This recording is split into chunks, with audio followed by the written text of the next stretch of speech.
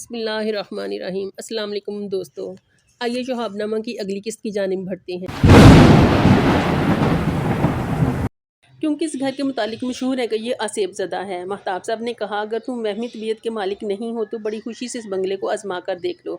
میں کلب میں کمرے کی گھٹن سے تنگ آیا ہوا تھا، اس لیے میں نے فوراً حامی بھر لی اور سول لائنز کی کوٹھی نمبر 18 میرے نام الاٹ ہو گئی۔ یہ ہلکے زرد رنگ کی چھوٹی سی خوشنما کوٹھی تھی جس کے گرد 1.5-2 ایکڑ کا وسیع و عریض لان پھیلا ہوا تھا۔ لان میں گھٹنوں گھٹنوں تک اونچی گھاس اگی ہوئی تھی اور چاروں طرف سوکھے ہوئے کالے پیلے پتوں کے انبار لگے ہوئے تھے۔ جا بجا سوکھے ہوئے اور تازہ گوبر پر مکھیاں بن بنا رہی تھیں۔ ایک طرف جامن اور آم کے کچھ پیڑ تھے جن کے نیچے بلیاں اور کتے وقتاً فوقتاً اپنی مخصوص آواز میں رویا کرتے تھے۔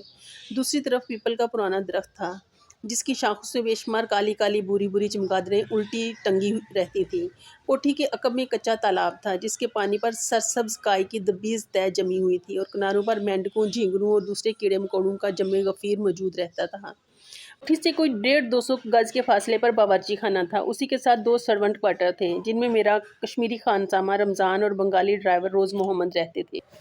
18 سول لائنز میں ایک ڈرائنگ روم، ایک ڈائننگ روم اور 3 بیڈ روم تھے۔ میں نے اپنے استعمال کے لیے جو بیڈ روم منتخب کیا اس کا ایک دروازہ ڈائننگ روم کی طرف کھلتا تھا، دوسرا دروازہ اور ایک کھڑکی برآمدے میں کھلتے تھے جس کے سامنے عقبی لان کا وسیع پھیلاؤ تھا۔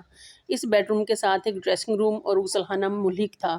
ایک رات میں اپنے گھر کے سب دروازے اور کھڑکیاں بند کر کے بستر پر لیٹا کوئی کتاب پڑھ رہا تھا۔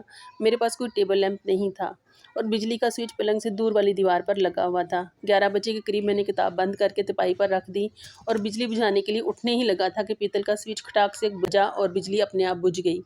میں نے سوچا کہ سوئچ کا کوئی پیچ ڈھیلا ہو گیا ہوگا اس لیے اس کا بٹن اپنے آپ ہل گیا ہے، لیکن پھر مجھے خیال آیا کہ بجلی آف کرنے کے لیے سوئچ کا بٹن کافی زور سے اوپر کی طرف گھمایا جاتا ہے۔ اگر وہ ڈھیلا ہو بھی گیا ہے تو اسے نیچے کی طرف گرنا چاہیے تھا، وہ خود بخود اوپر کیسے اٹھ گیا ہے؟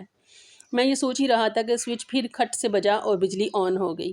ساتھ ہی ڈرائنگ روم والے بند دروازے پر 3 بار دھیمی سی دستک ہوئی، جیسے کوئی بند انگلی کے ساتھ اس کے دروازے کو کھٹکھٹا رہا ہو۔ میں نے ڈرتے ڈرتے اٹھ کر دروازہ کھولا تو ڈرائنگ روم بالکل خالی تھا، البتہ صوفے کے قریب سفید دھوئیں کا ایک چھلا سا ضرور نظر آیا جو دیکھتے ہی دیکھتے فضا میں تحلیل ہو گیا۔ اس چھلے کی ہیئت کچھ اس طرح کی تھی جس طرح کے سگریٹ کا کش لے کر دھوئیں کے رنگ بنائے جاتے ہیں۔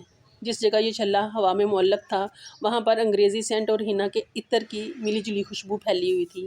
اب یہ روز کا معمول ہو گیا کہ ادھر میں کتاب بند کرتا، ادھر بجلی خود بخود کھٹ سے بجھ جاتی تھی۔ دوسرے تیسرے دن دروازے پر دستک بھی بدستور ہوتی تھی اور ہر بار دھوئیں کا چھلا پہلے کی نسبت بڑا نظر آتا تھا اور زیادہ دیر تک قائم رہتا تھا۔ ایک رات میں اپنے بیڈ روم میں آیا تو میرے سلیپر غائب تھے۔ کافی دیر ڈھونڈتا رہا لیکن کہیں بھی نظر نہ آئے۔ جب میں بستر پر لیٹا تو تکیے سے چرمر چرمر کی آواز آئی۔ اٹھ کر دیکھا تو میرے دونوں سلیپر تکیے کے غلاف کے اندر پڑے تھے۔ سلیپر پہن کر منہ ہاتھ دھونے کے لیے میں باتھ روم میں گھس گیا تو صاحب بندانی غائب تھی۔ واپس آ کر بستر پر لیٹا تو وہ بھی تکیے کے غلاف کے اندر سے برآمد ہوئی۔ صاحب بندانی غسل خانے میں دوبارہ رکھ کر کمرے میں آیا تو تکیے پر بسکٹوں کا ڈبہ کھلا پڑا تھا جو میرے بیڈ روم کی الماری میں رکھا تھا۔ 2-3 بسکٹ باہر گرے ہوئے تھے۔ میں نے ان بسکٹوں کو اٹھا کر کھا لیا اور ڈبہ الماری میں واپس رکھ دیا۔ پھر کیا دیکھتا ہوں کہ تکیے پر سگریٹ کیس کھلا پڑا ہے جو ڈرائنگ روم کی میز پر مہمانوں کے لیے پڑا رہتا تھا۔ اپنی آٹومیٹک سروس ایجنسی کی اس دل لگی پر مجھے ہنسی آ گئی۔ میں سگریٹ پیتا تو نہ تھا لیکن سوچا کہ اپنے نادیدہ بامذاق خدمت گزار کا دل خوش کرنے کے لیے آج سگریٹ نوشی بھی کر لی جائے۔ چنانچہ میں نے ایک سگریٹ منہ میں رکھا اور ماچس جلائی۔ دیا سلائی کا سلگنا تھا کہ سگریٹ میرے ہونٹوں سے کھنچ کر دور جا پڑا۔ ساتھ ہی ڈرائنگ روم والے دروازے پر وہی مخصوص دستک ہوئی۔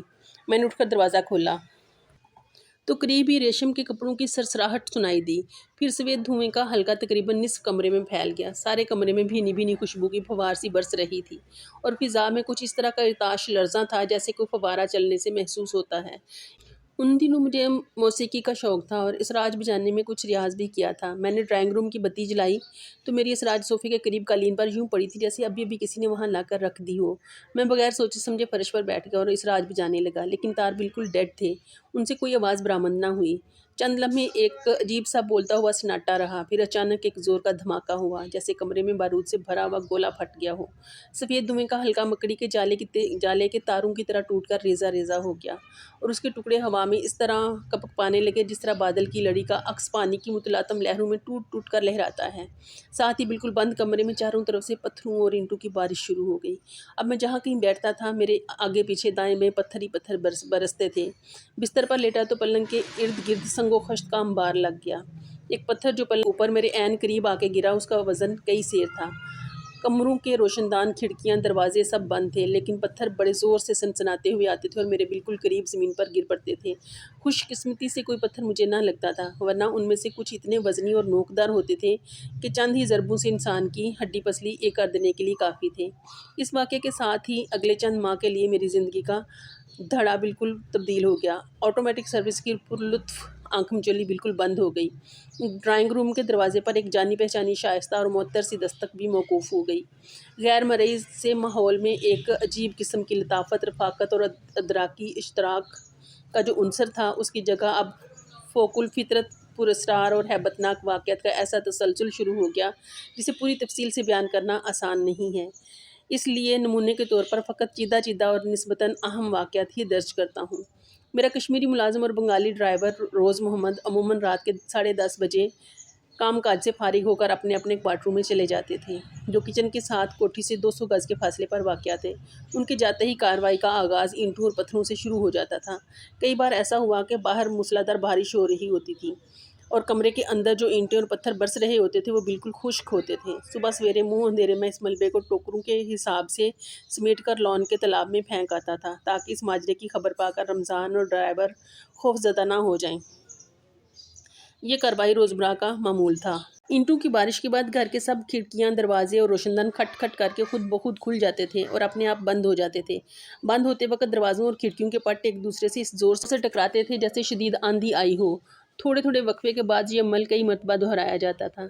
घर की सब बिजलियां भी उसी रफ्तार से जलती और बुझती रहती थीं। कभी किसी खुले दरवाजे को बंद करने की कोशिश करता तो वो बंद ना होता था, और अगर कभी बंद दरवाजे को खोलना चाहता तो वो खुलता ना था।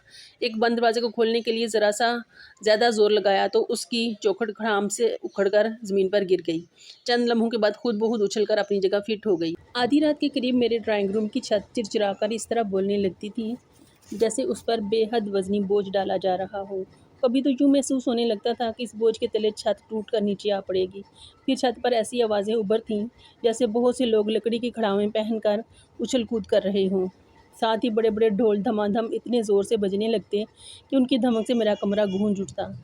ढोल के साथ कई दूसरे साज भी बजना शुरू हो जाते थे, जिनमें तबला, चिमटा, सितार, नफीरी और शहनाई की आवाज़ें ख़ास तौर पर नुमायाँ होती थीं।